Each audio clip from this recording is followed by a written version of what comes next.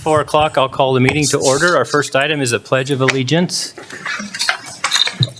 I pledge allegiance to the flag of the United States of America and to the republic for which it stands, one nation, under God, indivisible, with liberty and justice for all. Welcome to tonight's board meeting. Thank you for coming. I've said this before, but it's nice to hear the whole room say the pledge instead of just the 8 of us. So thank you all for coming. Sarah, can you read our mission statement? Yeah, the mission of the Marshall Public School District is to educate, support, and prepare all learners for success. Thank you. Next item is Okay, I found this on the web. Can you read our mission? is that the chair that did That that? was the chair. All right.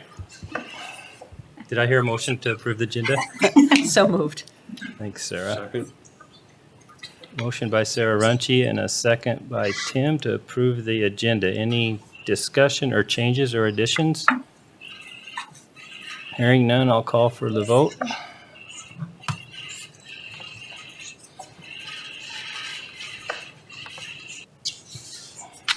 The agenda is approved.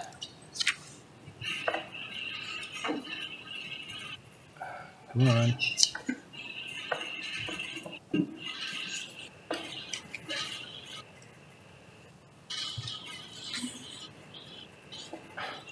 Next item, is that the Tiger Spotlight? Yes. Okay, sorry, I skipped through.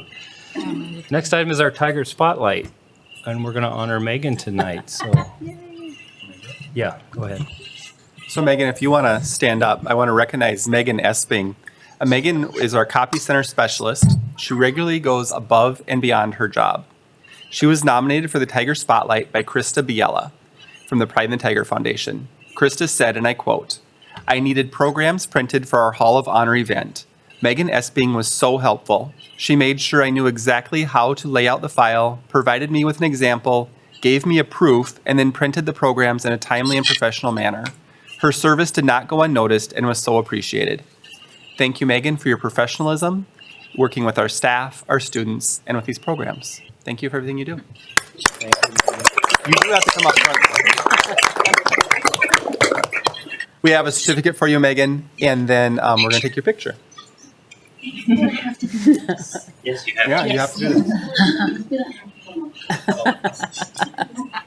That works. Okay, thank you. Congratulations. Thank you.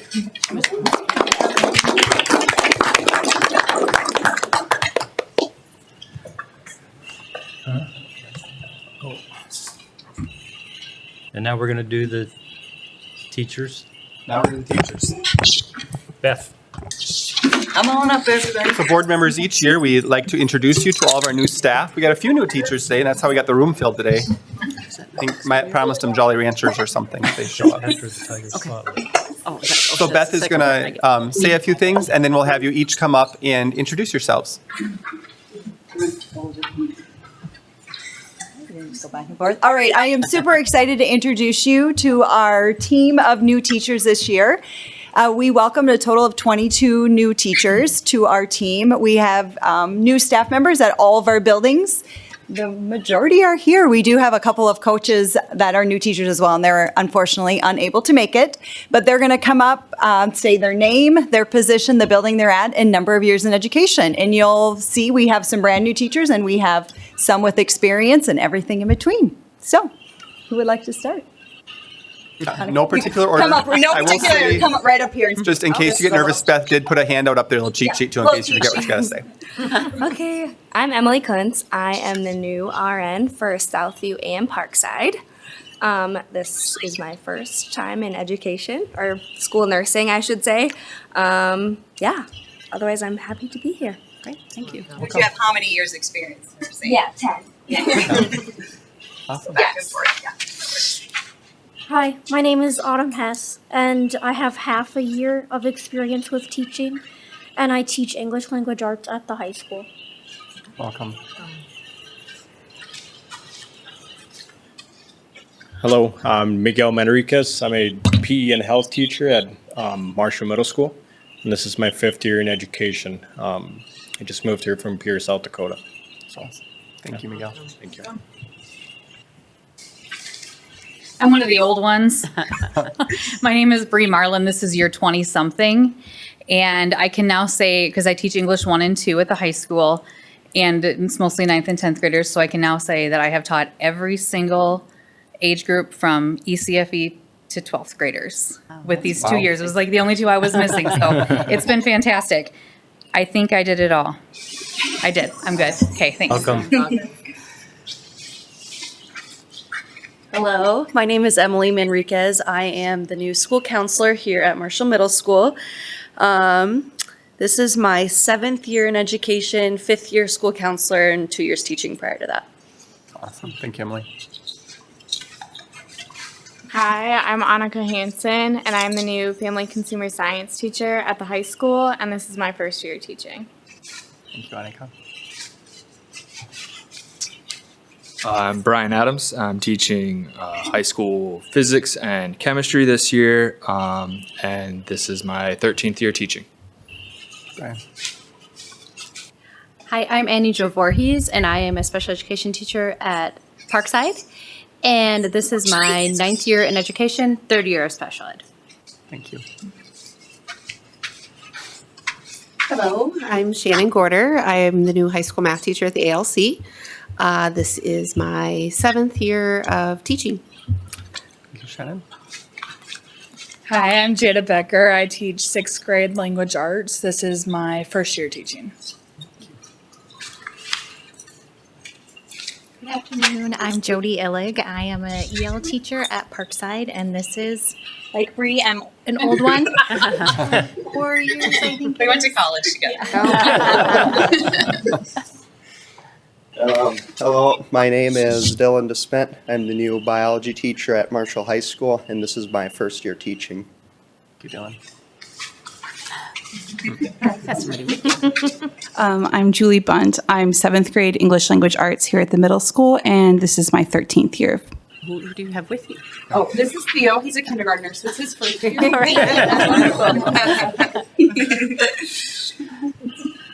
Hello, my name is Sarah Lee. I am high school agriculture and FFA advisor, and this is my 11th year in education. Sarah, welcome. Thank you.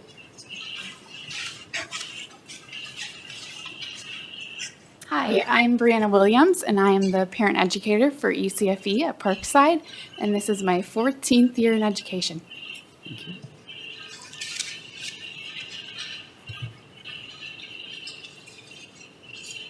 Hi, I'm Ryan Hill. I'm a special ed teacher at Southview Elementary, and I've done 12 years in education, so excited to be here. Thank you, Ryan. Hello, I'm Caitlin Devereaux. This is my first year teaching. I am a Southview's new social emotional learning teacher. Caitlin. Last but not least. Hi, my name's Linnea Estrada. I'm the new EL teacher at Southview, and this is my first year teaching. Awesome. Thank you, Linnea. Well, thank you all. I just want to thank you for choosing Marshall. There's a lot of competition out there for education and support staff, so thank you all for choosing. You'll find this is a great place to work, and it might be a little overwhelming right now for you first years, but you'll get used to it. And if you have any questions, ask Jeremy. That's right. So thank you all. Thank you, guys. Appreciate you being here tonight. And you are all welcome to stay for the rest of the meeting if you like, but you're not required to do so. So we have Sarah Lee and a Brian Adams. Yes.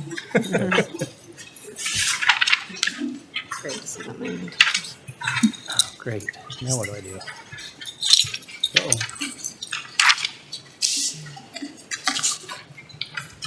His computer decided restarted. to restart. Oh, no. Still a joke. I think it's done already. Oh, it's not mine. It's the one that we need to run the meeting. Yeah. The one that restarted. You can call public forum maybe while it's. Does everybody from the public want to approach the board?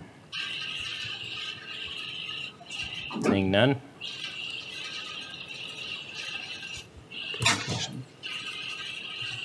Our next item is the presentation, Peter and Amanda, or just both of you? Both of us. Welcome. Song and dance. We got both of them. just need to turn it on.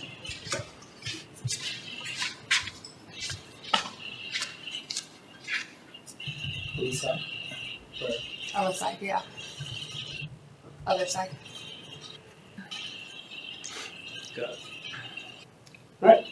Thank you, Board, for allowing us to take a little bit of your time today. My name is Peter Thor. Amanda Peterson. We're going to talk about bar to benchmark and kind of what's going on at Southview. We are super excited that we were part of this grant that was given 2 years back now. This is the third year of our grant, and I'll kind of talk about that a little bit. If you don't know already, BAR stands for Building Assets, Reducing Risks. It is a framework that's built to help us align what we currently do, just probably make it more efficient. Before BAR, I would say we would have meetings like pretty much every other day, and trying to align those to kind of what our mission was or what our what was guiding us throughout the day at Southview was a little bit hectic. And so this allowed us to kind of just say, hey, where does this meeting meet our needs of our students? And if it's not needed, is there something that we can let go? I would say the two pillars that are embedded in BAR would be relationships.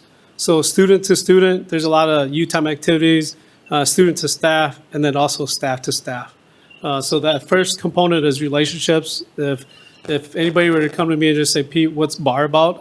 That's the first thing I would say, relationships, building relationships with everybody and anybody that comes through our doors at Southview.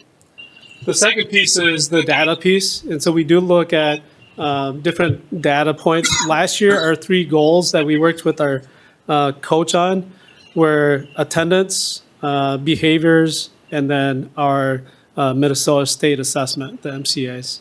And our goal is to get all those moving in the right direction.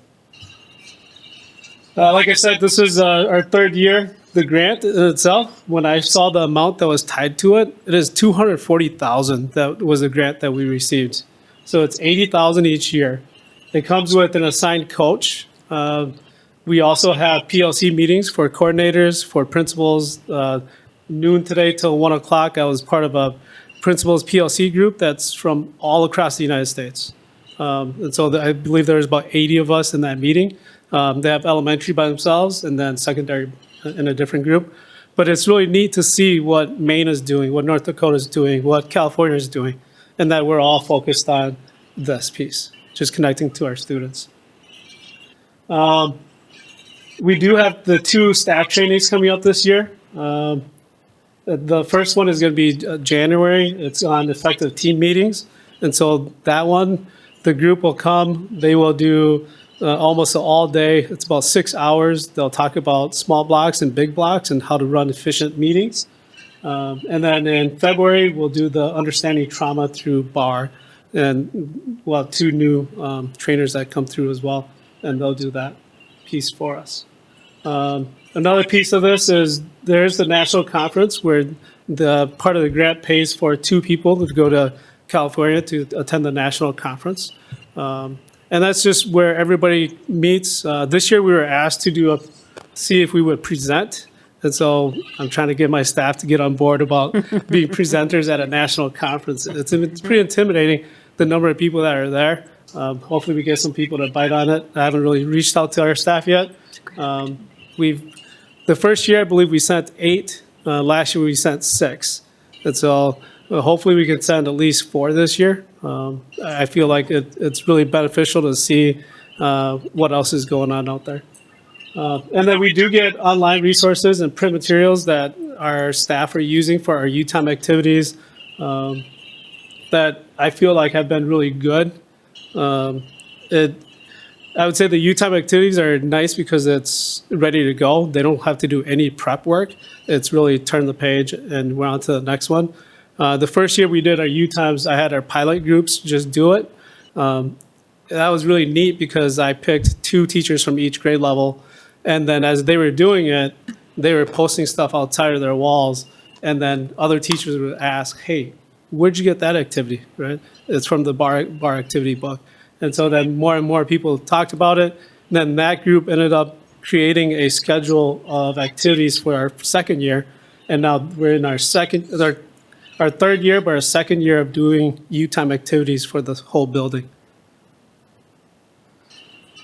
Some of the major components of BAR are the U-Time activities. Those are the building relationships. There's 4 different units within the 32 to 35 lessons. The very first one talks about building relationships. The second one is just kind of, as you gain trust of the students, it gets a little bit deeper. It talks about bullying. It talks about just being a good friend and being good citizens and whatnot. The small block and big block and the small block and Community Connect were the ones that we did last year, where we implemented last year. The small blocks were a little bit easier because we basically had our teams on their prep once a week. They met, and the objective there is to talk about all students within the team at some point, whether they had behaviors or not, if they had academic concerns or not. We just felt like if a student's thriving, we still need to push that kid, and they still need to have a goal that the team of teachers can work together to push. Our Community Connect meets every Wednesday from about 8:15 to about 9:15. This includes administrators, SEL teachers, our school nurse. Our C team person also sits in on there. Our SRO sits on there. It's really neat to kind of just see the different avenues of which we work with different kids and share that information.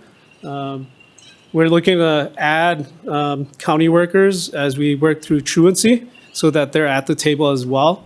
It's really tricky because we had Greater Minnesota there last year, and we basically invited them for the first 10, 15 minutes so we could talk about their kids that they have on their caseloads, just for the privacy piece of it. And so we're trying to work through that stuff, but I think that's been a really big win for our building. And then this year, our third year, we're starting our big blocks. And this is the multi-grade level. So we have 3 teams, Team Black, Team Orange, Team White. There's about 17 on each team. We're meeting the second Tuesday of every month from 3:15 to 3:45. And then during our building-wide PLC time, the second half of it, we're meeting in those teams as well. And this one is kind of our tier 2. So our small block is considered tier 1, where they talk about all students. If we still have concerns in that, we bring it to tier 2, which is our big blocks. And then after going through interventions from there, if we're still struggling with some of the students or they need additional supports, that goes to Community Connect. And so that's kind of the flow of it. When I've attended the national conference the last 2 years, one of the nicest things that I've heard from other Minnesota schools, and Minnesota probably has the biggest number of schools because it's based out of Minnesota. Minnesota, Maine, North Dakota are kind of the 3 states that have a lot of representation there. A lot of them talked about how Minnesota has this MTSS requirement for all of our schools, and BAR fits every component of it. So a lot of people went back and said, "Hey, we're not having a separate MTSS model and then a BAR model. BAR covers all of that." And so I've gone through and made sure that all of it aligns, and it does really neatly. And so those are the 5 pieces of the Minnesota MTSS policy, and all of those are part of what we do. This is probably what the funnest part of my job, when I walk around and I see what our school looks like because of it. One of the activities this year is talking about their students' dreams and goal setting. And so the teacher on the very far left had students kind of put little tags, and on each of those tags would be one of their, like a short-term goal, like an end-of-year goal, and then a 5-year goal, right? Another teacher with the same activity did like those little clouds that hung from the ceiling, and on each of those, there are the goals as well. So it adds a lot of color. It adds a lot of points for discussion. I purposely will go through it and look at a few of those kids, especially if I know that I'm going to talk to that kid later in the day. I'll go and pick out their classroom, look at their picture or what their goals are, and tie that into something that I'm talking to them about. And like I said, it just makes our school look kid-friendly and colorful, which is really cool. And the kids are always excited to share, like, hey, that one's mine, right? So our hope is that all of our kids come to school excited to learn, that they feel like they're connected to other students and at least one staff member within our building. The second half of our show is Amanda's. So we've been putting a lot of work into BAR to really connect with our students, to build those relationships. But then also BAR is really big on that data-driven piece. And so when we get into the data piece, we really talk about meeting students' needs. As you're probably well aware, we had some new assessments this year. For the longest time, we used the NWEA. And so we had some new assessments this year for our students.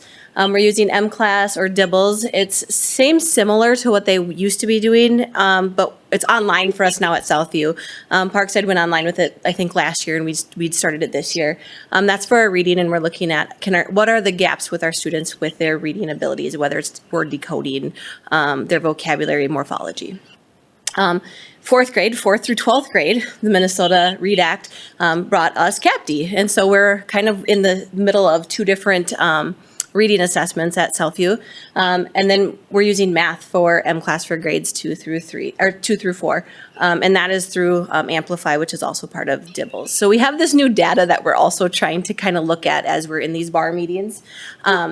And then with this, it's really started to, we've kind of like had some ahas with some of this data and helping with our intervention supports. So as we talk BAR data, here's our data, we move into intervention supports. One of the really cool things is last year we spent some time piloting the language arts curriculum benchmark, and we decided to move forward with it. And so this year we're, not only do we have new tests, we have some new curriculum that we're doing.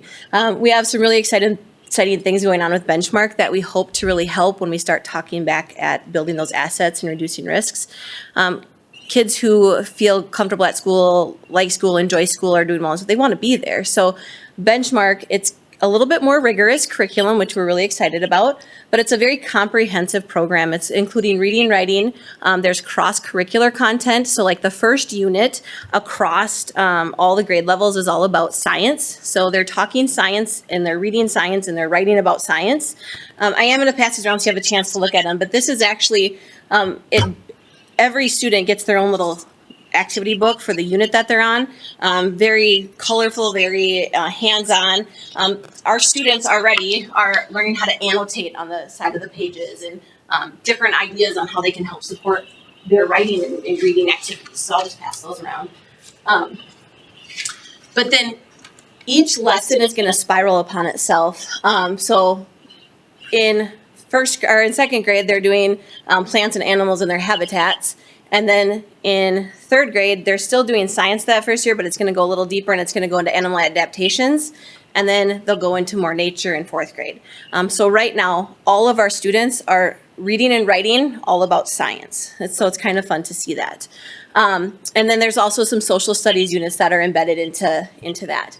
The curriculum also comes very comprehensive with different intervention supports. If we're struggling in an area, the teachers on their online resources can click saying, hey, we're missing this piece.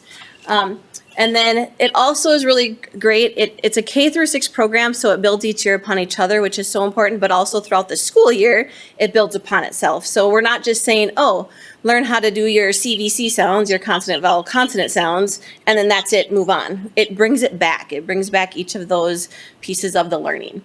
The utopian dream of benchmark is we don't need small groups because all of our tier 1 kids can do the work.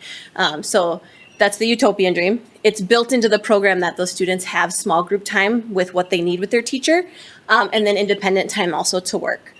So we talk about tier 1 main groups, then we go small groups. Another really great thing with benchmark is that first 15 days in 3rd and 4th grade and 20 days in 2nd grade, they are building routines. So the students are learning when it's time to do a turn and talk, this is what it looks like. When it's time to talk about a book we're reading, or if it's our workbook, this is what we should look like, or it should look like. So they're getting a lot of practice those first 15 to 20 days of learning how to do these things. How do I annotate? What does that look like? And now they're off and running with it.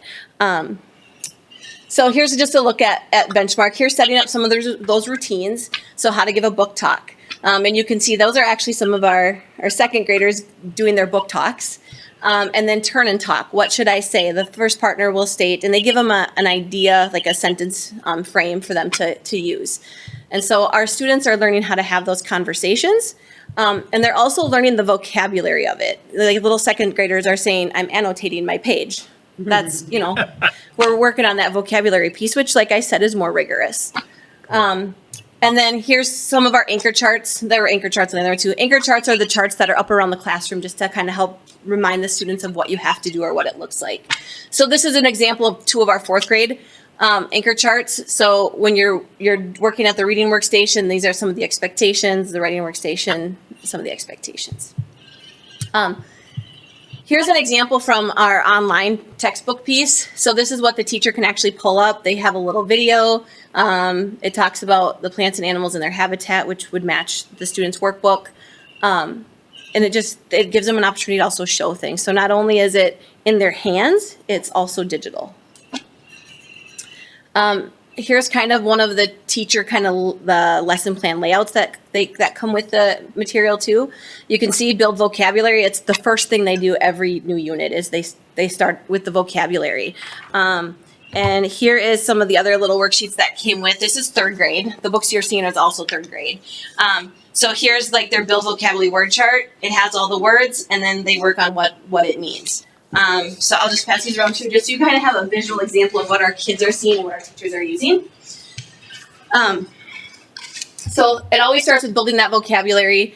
And then as you can see, I thought it was really nice. The book also really helps. How do you scaffold this for the first reading? How do you build it off the next thing? Which is really important in education to where are you coming from with the knowledge? What do you know and don't know? And then how can we build onto that? That really helps learning. So what our teachers are saying, they love the colorful interactive student booklet. There's plenty of room for the students to annotate. Students are really enjoying writing. They get to write in their books, It's great to hear vocabulary that the students are already using. Like I said, you hear little second graders saying, are we annotating today? So curriculum does a great job of building rich background knowledge and focusing on the vocabulary. The content also ties to our science and social standards really well. As you can see, that teacher said, so students are making connections in that. As they're talking and we're learning more about the curriculum and how we're, the first year, they're starting to take notes of, this would be a good time maybe to present this with our kids who are currently in science. The writing is rigorous. This is something we've heard across the grade levels the writing, it's challenging our students to write more. And so it's kind of exciting. At first it might be a little hard, but as like last year, the pilot group, when they got to the 2nd unit, what they started to see happening was we just can't wait to see how this unfolds the rest of the year. And then the assessments are they're multiple choice, also have opportunities to help the students prepare for the MCAs. So benchmark to bar, or bar to benchmark, we're using all of our building assets, reducing risks, that data from those meetings to help tie our kids to the interventions they need. And we really hope our benchmark new curriculum can help us get there as well. So questions for Peter or myself? So the new assessments, do you get results like instantly? So they are online assessments, yes. Sometimes our staff might do like a print off because some kids they start clicking everything on the computer and we're working on some of that. But they're online, and once the student is done and they submit it, we get the data very fast. So assessment data as we get it, just so board knows too, that's how we're driving intervention groups and all that kind of thing too that's happening. So those are flexible groups at each of the buildings driven by that data. So even our EL teachers will use it to meet and divide their groups, because even our EL groups have kids that are just way low and then some that are borderline. Mm-hmm. So our EL groups are divided based on those, and then our title groups as well. Mm-hmm. If I had to estimate a number, it'd probably be close to like 180 to 190 that we use to group. And then, part of the READ Act is we have to progress monitor all the kids that are below a certain mark. And so we've learned that with CAPTI, we can do it every 6 to 8 weeks using that program. So that should help us going forward as well. We also, with the new test, discovered that we get to see the data differently. And so we were able to really hone in on our groups this year. NWA would give us kind of a composite score, and we would look at that and pull kids, and we would use other assessments in our interventions to check exactly what they need. But with especially CAPT too, it breaks it down on, like I said, if they need decoding or if they need morphology, and then there's a flow chart that they say, if they don't have this skill, you have to start here.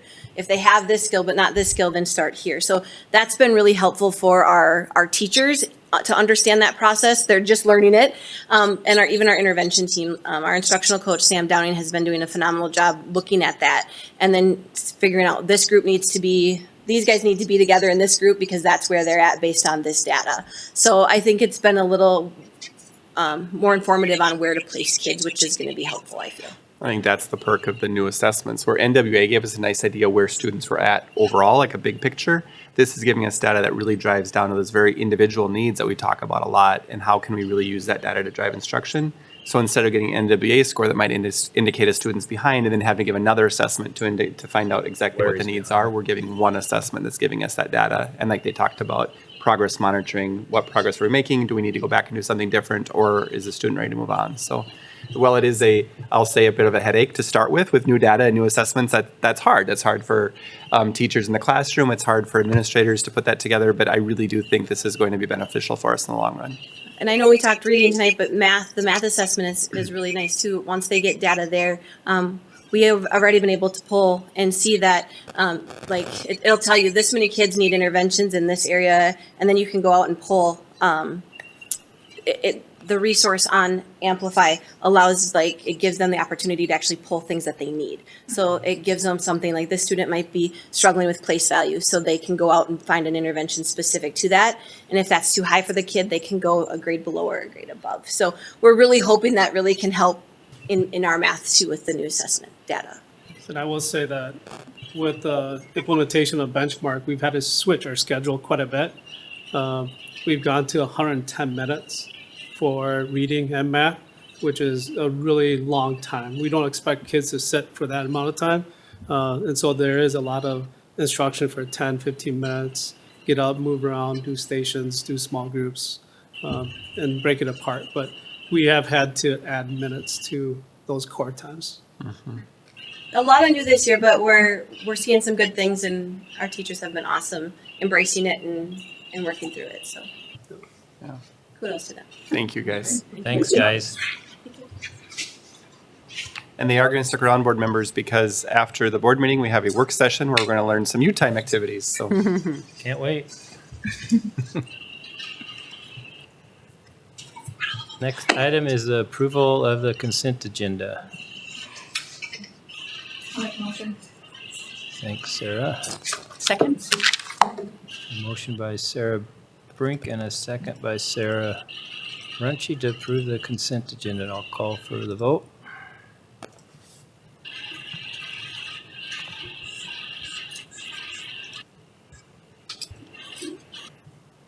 That is approved. Any board updates or reports to share? I attended the Community Services Advisory Board meeting last week. Presentation by Sarah Sarah Kirchner on the referendum information, and also just updates on things that Community Services is working towards as it relates to cultural sensitivity and what was the other one? Getting out the word out to more groups and more information about what activities to add, and then also an update on the Aquatic Center that I think was covered in the newspaper. So that project's coming along really well as well. Anyone else? Thanks, Sarah. Next item, discussion item, the first review of policies 428, 413-04, and the MSBA table of contents. Any questions on these? Sure that these policies are being read up as just part of a regular review process, but with conflict of interest and the procurement, this came through with a SPED review that we're going through and just needing to do some updates with those. So table of contents, the conflict of interest is a new policy. So that we got that model from MSBA and Sarah worked on that. And then table of contents just showing where that will fit in the series of policies. Very good. Next item is an action item, approval of the resolution appointing election judges. I will make a motion. Second. Thank you. There's a motion by myself and second by Sarah Brink to approve the resolution appointing election judges. Any further discussion? Just share this is for the upcoming referendum election, so for November 4th, and we do have probably more judges than what will actually be needed, but there's some backups and stuff included in the list, so we should be well covered for what we need for that day. Very good. I will call for the vote.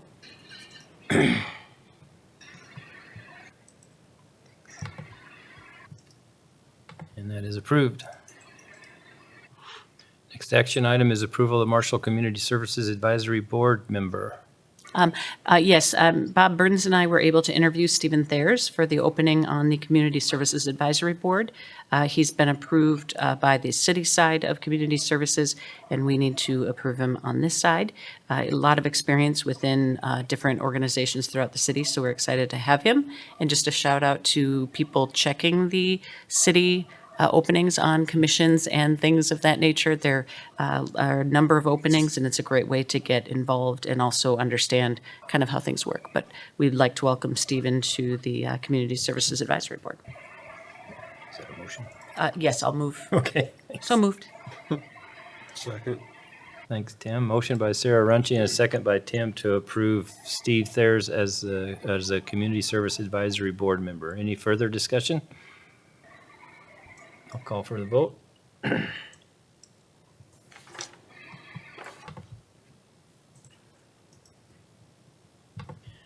Stephen is approved. And I will adjourn this meeting and we'll start our work session. Thanks, everybody.